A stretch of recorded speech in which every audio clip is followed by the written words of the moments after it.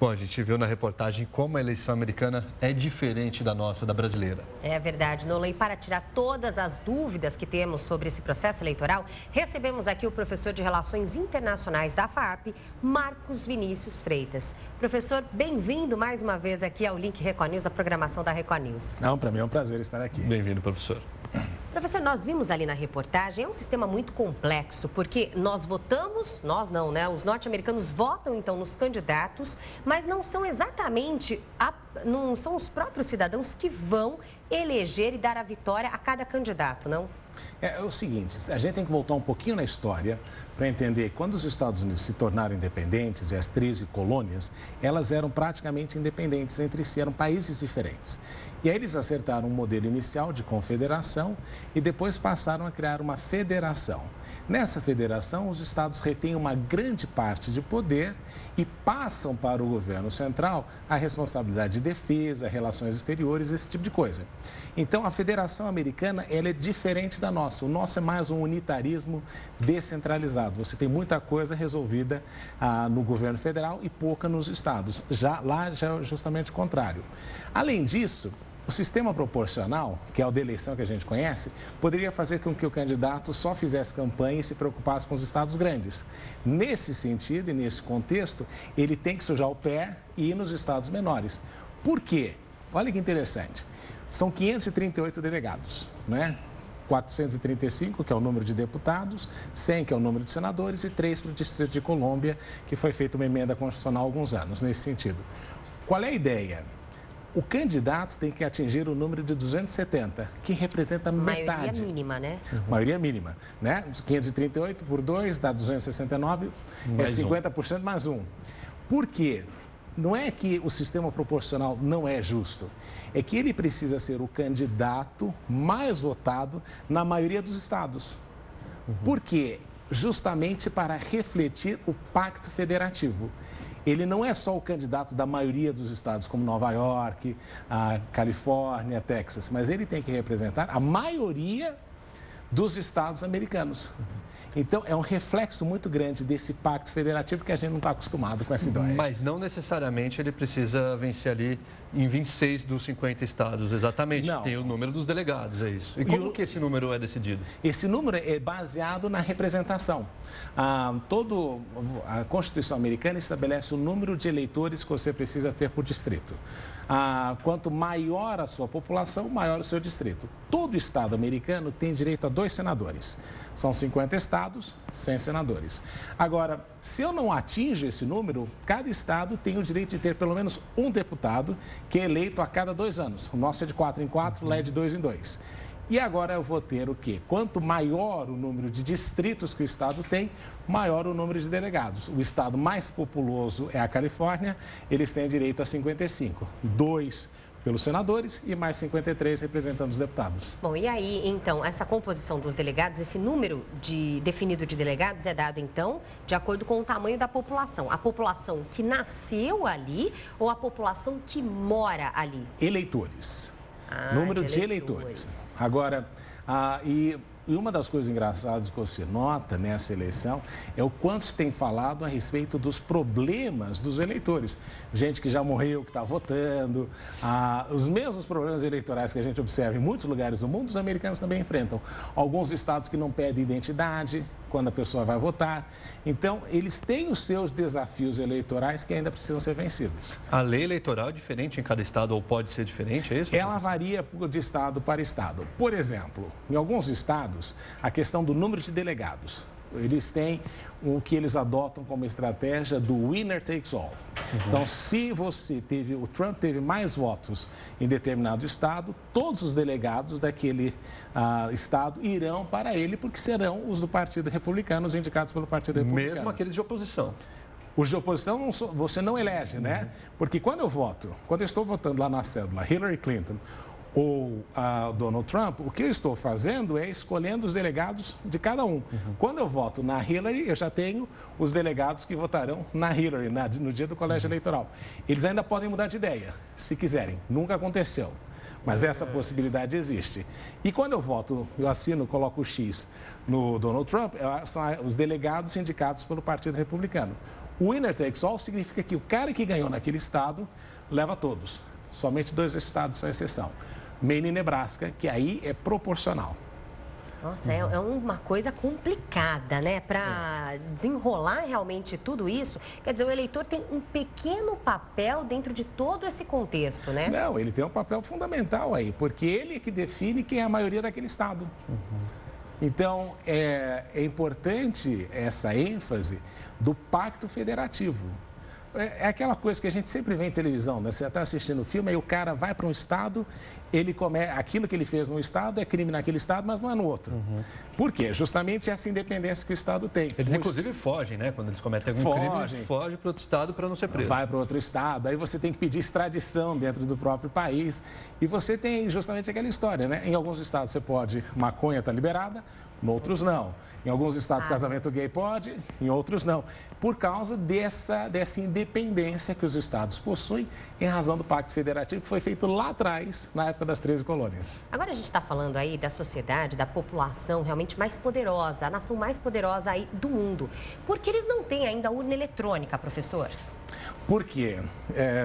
Eu tenho medo de me enfiar em confusão. A urna eletrônica, ela tem algumas falhas. Primeiro que a gente não sabe se ela pode ser hackeada. Né? Não existe sistema. Se você vê as eleições agora com a questão do Wikileaks e da segurança do Departamento de Estado, se o governo americano pode ser hackeado, as urnas também podem ser hackeadas. E a segunda coisa é a questão do comprovante. Né? Eu preciso que a urna, de alguma forma, imita o comprovante para que eu pudesse fazer uma conferência física dos votos. Porque quando termina a votação na urna eletrônica, eu não consigo pedir recontagem. Então, quando eu tenho o papel, eu posso pedir a recontagem. E não vamos esquecer que foi justamente a questão da recontagem que fez com que o presidente George Bush fosse eleito na Flórida e não Al Gore. Então, eu preciso da evidência física do voto. Esse que é o problema da urna eletrônica. Que foi quando o Al Gore obteve mais votos proporcionais na população, mas ele acabou não eleito por conta dos delegados, exatamente por conta da Flórida. Na questão da Flórida, porque se você lembrar, ele teve, acho que, mais de 500 mil votos a mais que o presidente Bush, mas quando chegou na Flórida, ele perdeu por 500 votos de diferença. E na questão do colégio eleitoral, ele foi o escolhido. Agora, uma outra curiosidade também desse sistema de eleição norte-americano é que a campanha segue até o momento em que as urnas são abertas para a população, né? Não tem aqui como no Brasil, por exemplo, que é respeitado um limite de dias antes. Enfim, tem aquela lei também que prisões não podem acontecer. Lá não. Lá está tudo liberado até o momento que a urna se abre. E também o voto é facultativo, não, professor? Isso mesmo. E acontece num dia normal, dia de trabalho, em que a pessoa vai trabalhar e depois ela pega umas horas e vai votar. O problema de muita gente não querer votar é justamente a fila. Você sabe que você vai perder algumas horas, aquilo pode atrapalhar no seu emprego. Então, isso faz com que muitos se sintam desestimulados a votar. Então, essa é uma diferença fundamental. E a campanha é nesses estados que oscilam, né? Que uma eleição, eles são republicanos, outra eleição eles votam democrata. E essa oscilação é que faz com que o candidato concentre a campanha em 10 estados, particularmente Flórida, Ohio, Iowa, que são os estados que a gente quase nunca ouve falar no Brasil, mas que são extremamente importantes no momento eleitoral americano. Por conta do número de delegados. Por conta do número de delegados e aquela soma. Eu preciso chegar a 270. Eu não consigo, só com grandes estados, chegar em 270.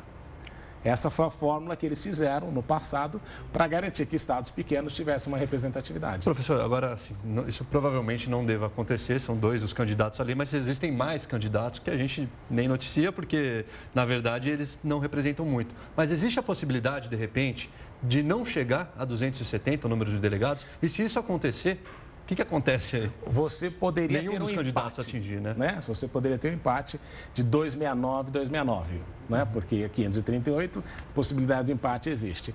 Neste caso, quem define o quadro eleitoral será o Congresso dos Estados Unidos, que no caso é republicano, então Donald Trump provavelmente seria o próximo presidente dos Estados Unidos.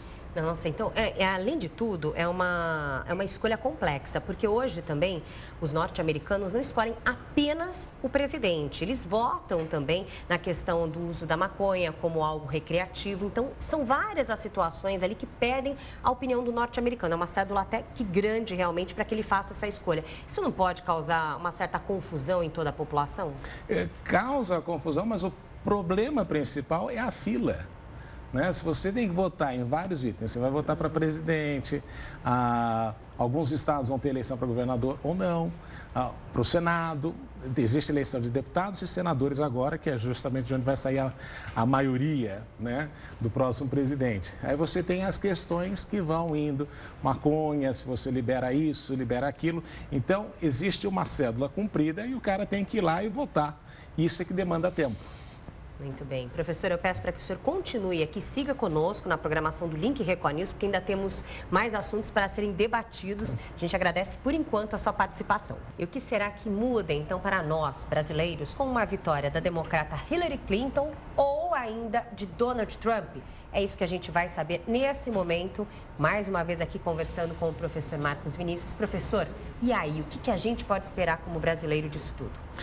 Eu acredito que a relação bilateral deveria ser melhorada, porque o problema todo é que durante o governo do presidente Barack Obama, houve o escândalo do Wikileaks, do Snowden, e que a gente lembra também foi o fato de eles estarem monitorando os e-mails e as conversas da presidente Dilma, que gerou um afastamento e um esfriamento nas relações entre os dois.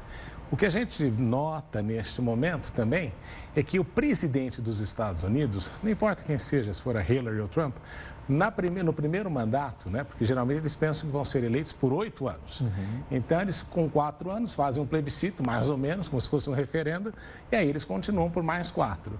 Nos 4 primeiros anos, a ênfase será, com certeza, na agenda doméstica dos Estados Unidos, né?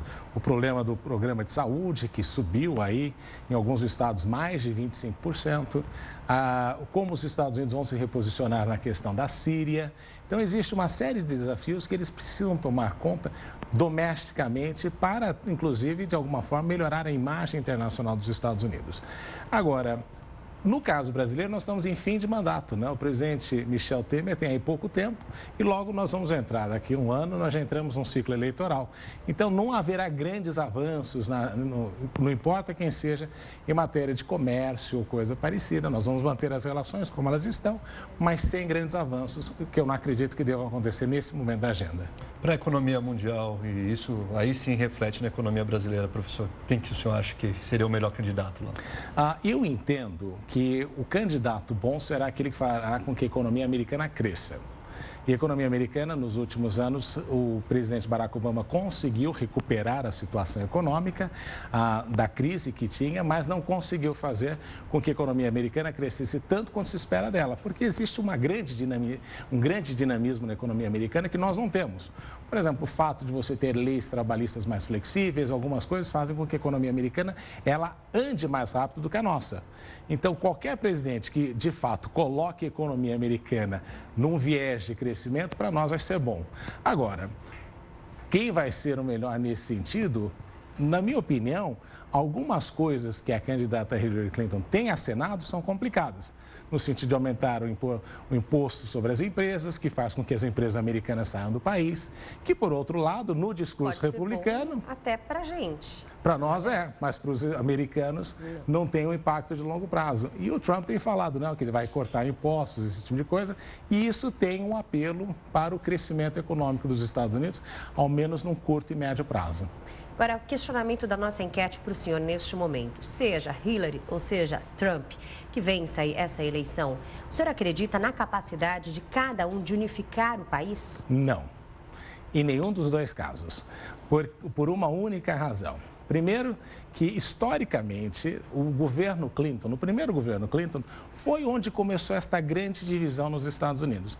Não podemos esquecer que foi a Hillary Clinton que falou de uma conspiração vasta da direita para afetar seu marido, né? No caso, quando ele estava tendo problemas com a Mônica Lewinsky, os escândalos sexuais do Clinton. O que a gente não esquece é que esse divisionismo surgiu naquela ocasião e que só tem aumentado. E, embora ela tenha dito que não, vamos unir o país, não é o perfil dela e também não é o perfil do Trump. Inclusive, isso se notou nos debates quando eles nem chegaram a se cumprimentar. Se eles nem conseguem se cumprimentar num debate, o que fará de querer justamente depois fazer a união do país? E uma coisa importante é que o Trump também representa uma parte do Partido Republicano que, de alguma forma, vai ter que se encontrar representado depois da eleição. Então, não vai voltar à situação anterior. Tá ótimo, professor. Obrigada pelos esclarecimentos. Então, a gente deseja que os Estados Unidos tenham um bom representante e que progridam, né, pelos próximos anos aí, quem sabe, a caminho de um rascunho de unificação para um próximo presidente, seja lá o que for. Porque é importante para o mundo inteiro que os Estados Unidos tenham uma relação econômica e política mais estável. Tá certo. Obrigado, Muito obrigada, professor. Até a professor. próxima. Prazer, estou sempre à disposição.